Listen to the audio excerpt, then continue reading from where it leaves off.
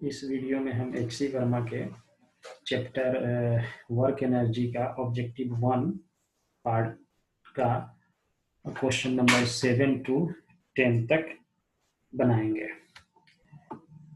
तो इससे पहले वाले में मैंने आपको एक्सप्लेन किया था 1 2 3 4 5 6, अब 7 to 10 तक हम देखेंगे।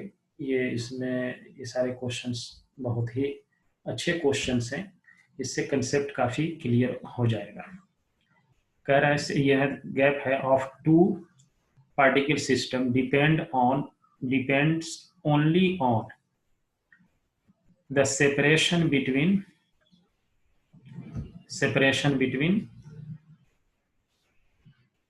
choice for the blank space in the above sentence। यानी कि ये above sentence में जो blank space है, यानी दो पार्टिकल के बीच में पूछ रहा है कि ये अगर हमारे पास ऐसा है कि दो पार्टिकल है, उसके बीच में कौन सा मोस्ट अप्रोप्रिएट इक्वेशन ये है। Kinetic energy, two particle system depend only on the separation, सिर्फ सेपरेशन पे कौन सा चीज डिपेंड करता है। तो सेपरेशन पे जो इनिशियल और फाइनल पॉइंट पे जो चीजें डिपेंड करता है वो आपका क्या है, पोटेंशियल एनर्जी है। पोटेंशियल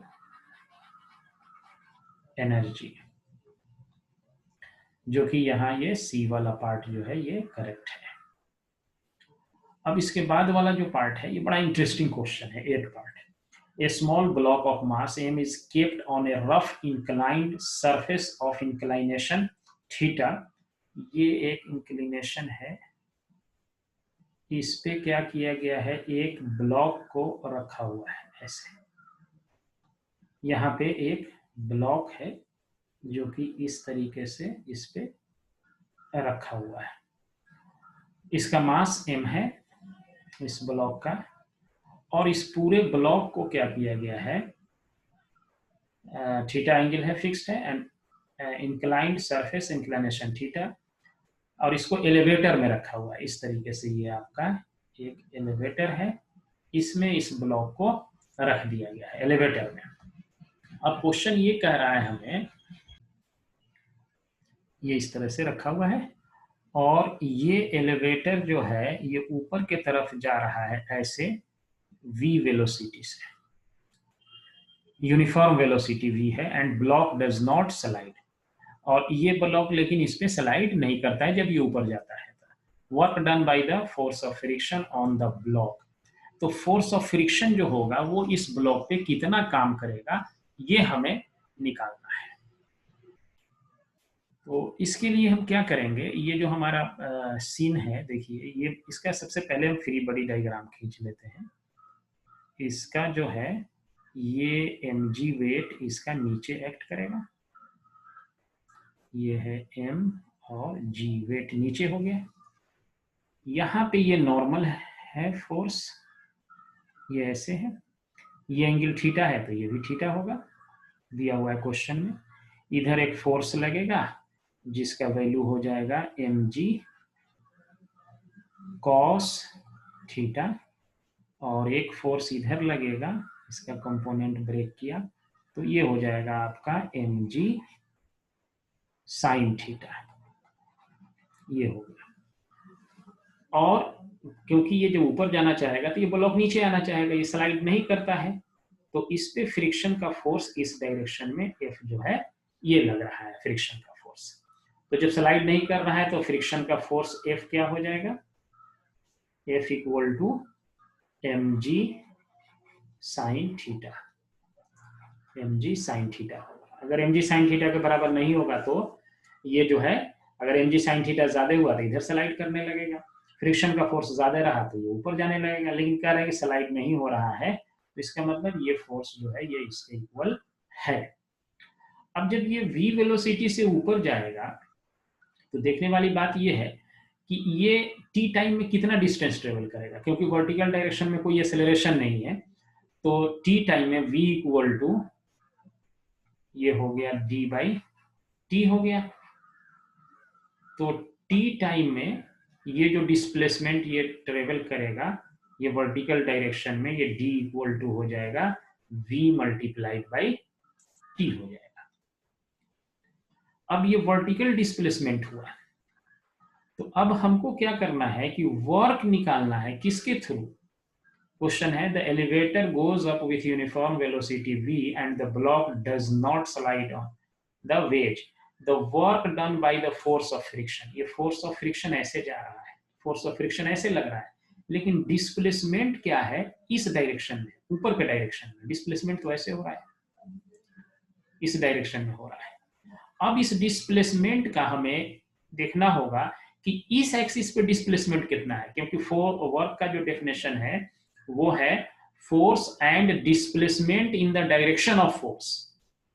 फोर्स के डायरेक्शन में कितना डिस्प्लेसमेंट है, या force multiplied by the displacement, displacement को जो है मल्टीप्लाई करते हैं फोर्स से in the direction of displacement. तो ये आपका डिस्प्लेसमेंट जो है वो है इस डायरेक्शन में, ऐसे जा रहा है डिस्प्लेसमेंट, देखिए इस डायरेक्शन में डिस्प्लेसमेंट है। तो ये एंगल थीटा है, तो ये भी एंगल आपका क्या हो जाएगा, थीटा हो जाएगा। और इसका जो है कंपोनेंट जो है एक इस डायरेक्शन में हम निकाल लेते हैं, तो ये d का इधर कंपोनेंट कितना हो जाएगा, d cos थीटा इस डायरेक्शन में, ये हमारा हो जाएगा इस डायरेक्शन में d cos थीटा। अब d cos theta multiplied by ये फोर्स, यही हमारा वर्क डन बाई फ्रिक्शन हो जाएगा। तो work done by friction equal to ये आपका F मल्टीप्लाइड बाई ये एंगल हमारा, ये नहीं सॉरी ये थीटा नहीं होगा, ये 90 माइनस थीटा होगा। ये ध्यान से देखिए, ये एंगल जो है 90 माइनस थीटा हो जाएगा, क्योंकि ये एंगल थीटा है, तो ये वाला एंगल आपका होगा थीटा यहाँ पे, और ये टोटल एंगल 90 है, तो ये वाला एंगल कितना हो जाएगा, थीटा नहीं होके ये एंगल आपका 90 माइनस थीटा हो जाएगा। तो अब इसको जो है कि हम इसमें जो है friction of force multiplied by D cos 90 minus theta कर देंगे, और फ्रिक्शन का फोर्स किसके इक्वल टू है, mg साइन थीटा। तो ये हमारा हो गया mg sine theta multiplied by D cos 90 minus theta.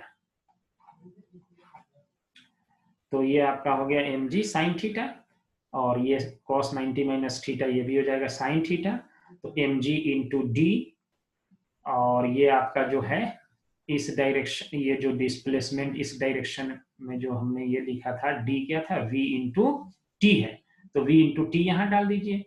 तो ये क्या हो जाएगा, जब इस वैल्यू को हम पुट करेंगे तो v इंटू टी, ये आपको हो गया डिस्प्लेसमेंट का वैल्यू, और ये साइन थीटा और ये भी साइन थीटा हो जाएगा, तो साइन स्क्वायर थीटा हो जाएगा इंटू mg, और उसके बाद आपका हो जाएगा साइन स्क्वायर थीटा।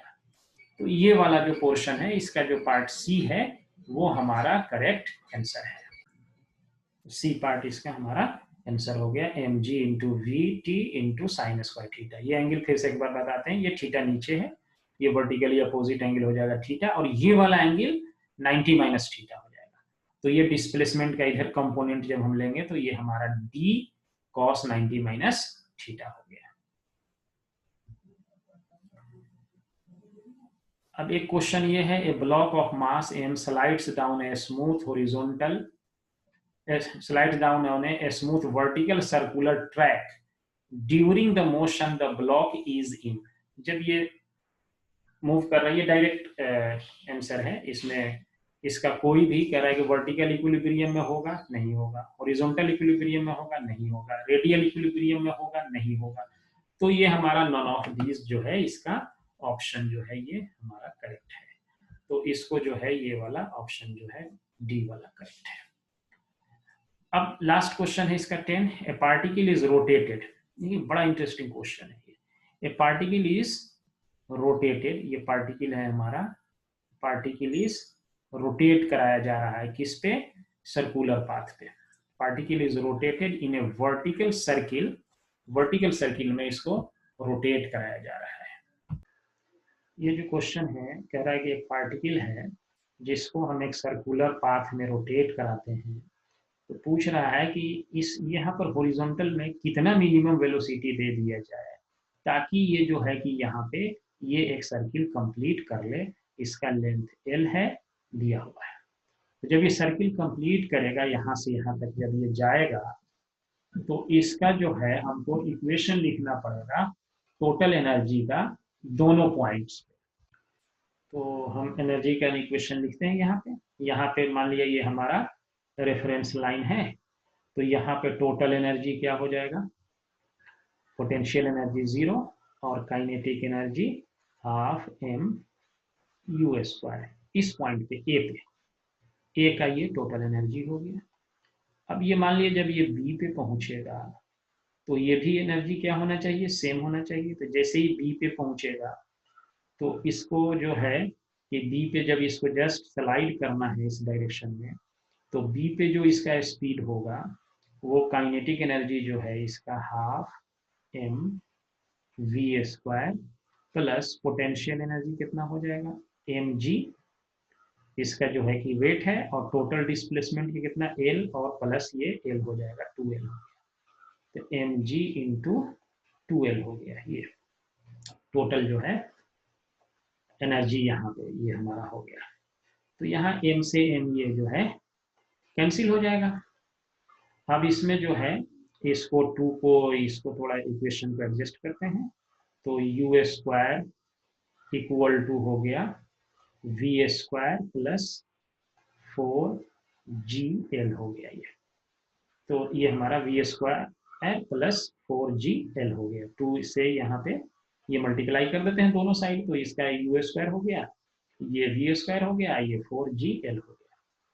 अब इस पॉइंट पे देखेंगे क्योंकि जब ये यहाँ पे आएगा ये ब्लॉक, इस पे फोर्स कौन कौन सा लग रहा है, एक टेंशन का फोर्स लगेगा, एक इसका डाउनवर्ड वेट लगेगा mg, और ये सर्कुलर मोशन को ट्रेवल करना है इसको, तो mg plus t equal to होना चाहिए mv²/r।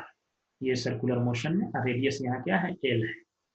तो ये स्पीड मिनिमम होने के लिए ये टेंशन को क्या होना पड़ेगा, इसको 0 होना पड़ेगा। तो ये 0 कर दीजिए, तो 0 करने के बाद ये m से m कैंसिल हो जाएगा, तो g multiplied by L equal to हो गया V²। अब इस V² का वैल्यू यहाँ पे डाल देंगे, तो हमारे पास U² equal to GL plus 4GL, तो U will be equal to √5GL। तो ये हमारा इसमें कौन सा पार्ट है, ये D पार्ट वाला पोजीशन है, ये हमारा करेक्ट आंसर है।